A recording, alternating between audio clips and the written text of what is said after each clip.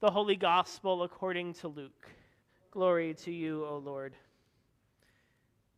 Jesus said, "But I say to you that listen, love your enemies, do good to those who hate you, bless those who curse you, pray for those who abuse you. If anyone strikes you on the cheek, offer the other also. And from anyone who takes away your coat, do not withhold even your shirt. Give it to everyone who begs from you. And if anyone takes away your goods, do not ask for them again. Do to others as you would have them do to you. For if you love those who love you, what credit is that to you? For even sinners love those who love them. If you do good to those who do good to you, what credit is that to you? For even sinners do the same. If you lend to those from whom you hope to receive, what credit is that to you? Even sinners lend to sinners to receive as much again. But love your enemies, do good and lend, expecting nothing in return. Your reward will be great, and you will be children of the Most High, for he is kind to the ungrateful and the wicked. Be merciful, just as your Father is merciful. Do not judge, and you will not be judged. Do not condemn, and you will not be condemned. Forgive, and you will be forgiven. Give, and it will be given to you. A good measure, pressed down, shaken together, running over, will be put into your lap. For the measure you give will be the measure you get back. The Gospel of the Lord. Praise to you, O Christ.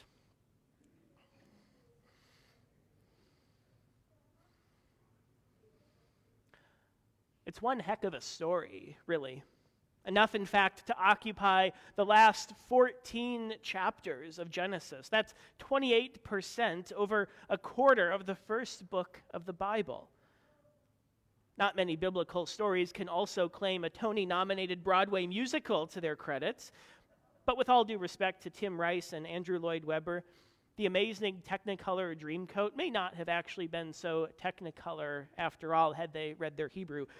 It might have been a coat of many colors, or it might have just been a robe with long sleeves, depending on your translation. But I digress. Whether the robe is Technicolor or long-sleeved, it's clear that Joseph occupies a special status in the eyes of his father Jacob.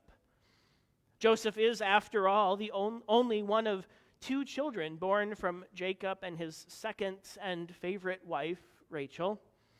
The other son, Joseph's younger brother, being Benjamin. It's an important detail for later. Now, the trouble starts with Joseph's dreams, though it would actually be his dreams, and more importantly, his ability to interpret them that would ultimately save him. But long before that, when he's only 17 years old, his dreams get him into trouble with his brothers. But then again, who can blame them? How would you feel if your brother, already very clearly your father's favorite, insists that he's had literal dreams where the rest of the family is bowing down to him? Okay, so maybe plotting to murder him is a bit extreme, but the alternative they come up with isn't much better, throwing him into a pit in the wilderness and then deciding to sell him off as a slave. And it gets worse. They take his robe and tear it and slaughter a goat and dip the robe in the goat's blood, all in order to show their father and convince him of Joseph's untimely death. If the ancient Near East had forensic files. Now, as bleak as circumstances get for Joseph, and they do get pretty bleak, surprisingly, things actually start to look up, if only for a brief moment. In Egypt, Joseph finds himself in the house of Potiphar, an official of the Pharaoh. And having found favor in Potiphar's sight, Joseph is made overseer of all of Potiphar's house and possessions. At the same time, Joseph also finds favor of a different sort in the eyes of Potiphar's wife. And despite Joseph's insistence that he would not sleep with her, and in fact, as a direct result of trying to avoid that very thing, he ends up being framed with no recourse or appeal and winds up in prison. While in prison, Joseph's dream interpretation enters a new phase. This time interpreting not his own dreams, but those of two of the Pharaoh's officials, his chief cupbearer and his chief baker, both of whom have found themselves out of Pharaoh's good graces and in prison. Now, for the chief baker, Joseph sees a not so promising future in which the Pharaoh has the baker killed. But for the chief cupbearer, Joseph sees in his dream a future of the restoration of his position and his renewed favor with the Pharaoh. Remember me, Joseph pleads, once the cupbearer is back in the Pharaoh's good graces. And sure enough, both interpretations come true in time. But the cupbearer, delighted and distracted by his change of fortune, forgets all about Joseph, who continues to languish in prison. That is until 2 years later, when the Pharaoh himself has a puzzling dream that none of even his best magicians and advisors can interpret. And suddenly, guess who has an inkling of a memory about the man he left in prison who, can interpret dreams? Enter once again Joseph. Pharaoh's dreams, he says, predict 7 years of plenty and 7 years of famine. So impressed by Joseph's ability to interpret his puzzling dreams, the Pharaoh sets Joseph up as overseer of a large-scale endeavor to take advantage of these 7 years of plenty in order to ensure Egypt's survival and even prosperity in the 7 years of famine to follow. And so when the famine sets in, word of Egypt's prosperity spreads, even to Canaan, to Jacob's family. In an effort to get food for his family to survive, Jacob sends his sons, all except for Benjamin, to Egypt, where they encounter, of all people, their brother Joseph.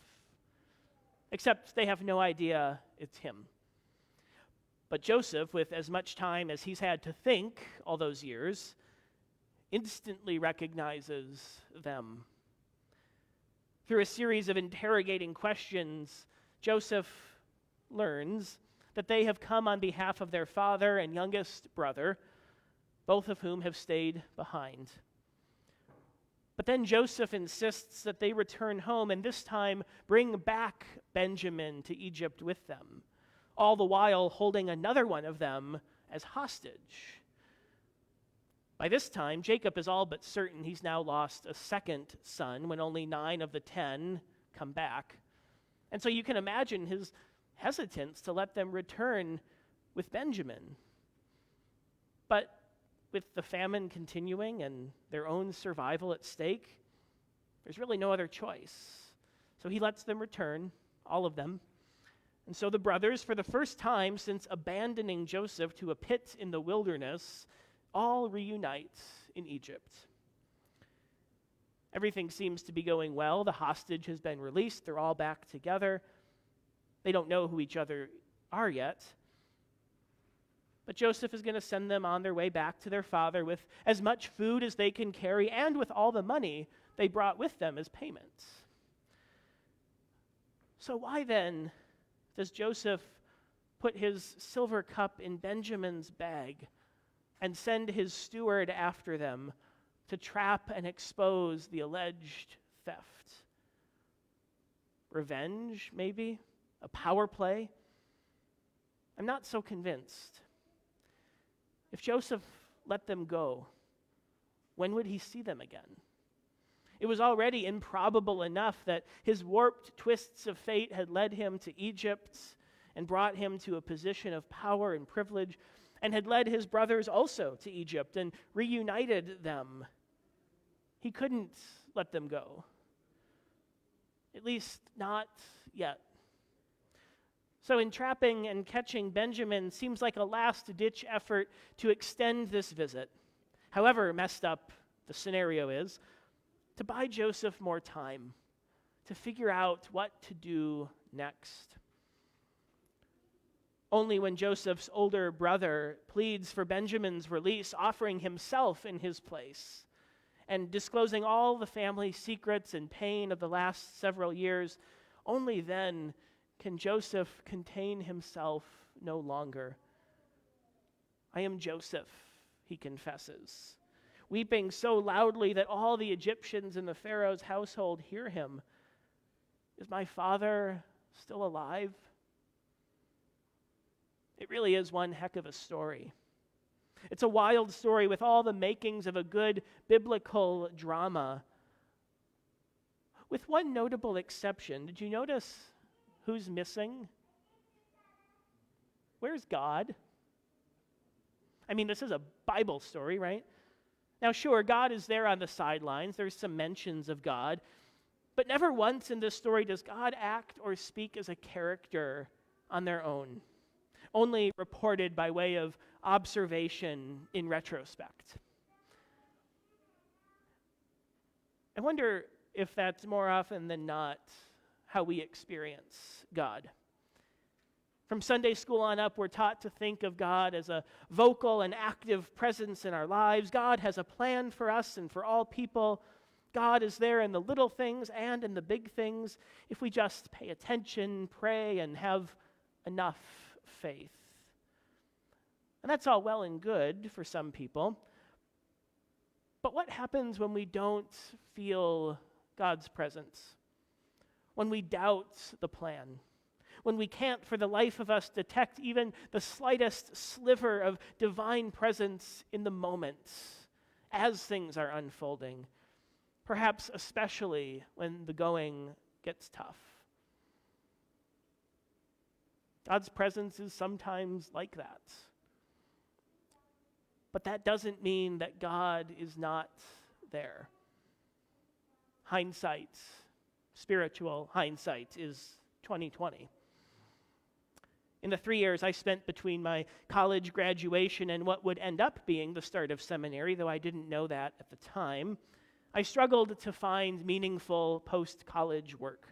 I had changed degree programs once from teaching to pre-seminary, but coming out as gay in a denomination that wanted nothing to do with me derailed those plans too, leaving me with a very prestigious but practically useless liberal arts degree in English.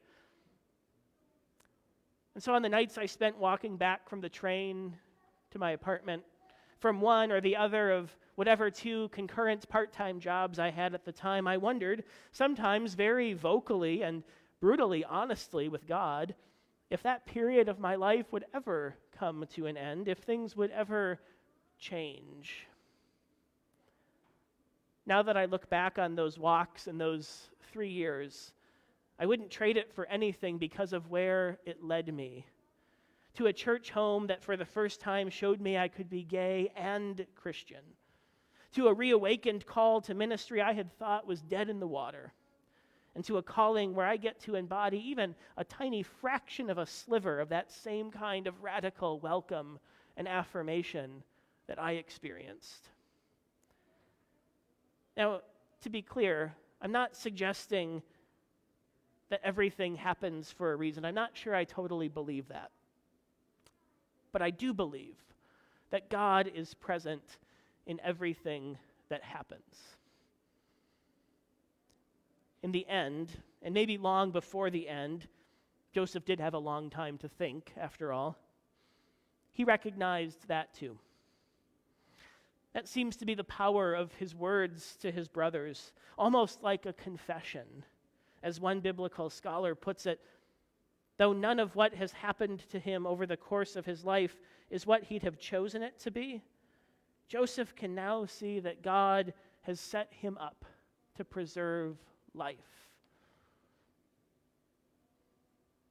So I wonder why God isn't a more active and prominent character in Joseph's story. Over 25% of the first book of the Bible. But I wonder if the biblical writers did it that way on purpose.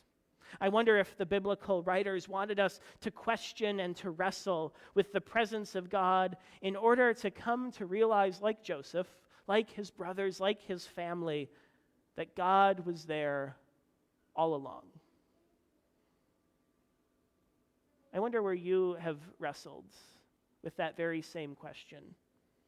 I wonder where you have found God in the last place you would have thought to look.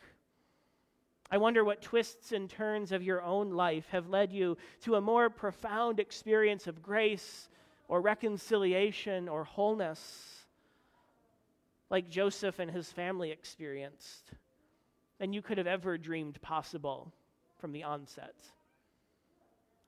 I wonder if there's one heck of a story you can tell. I wonder where God is right now. I wonder where God is about to break open that kind of extravagant and unexpected grace next.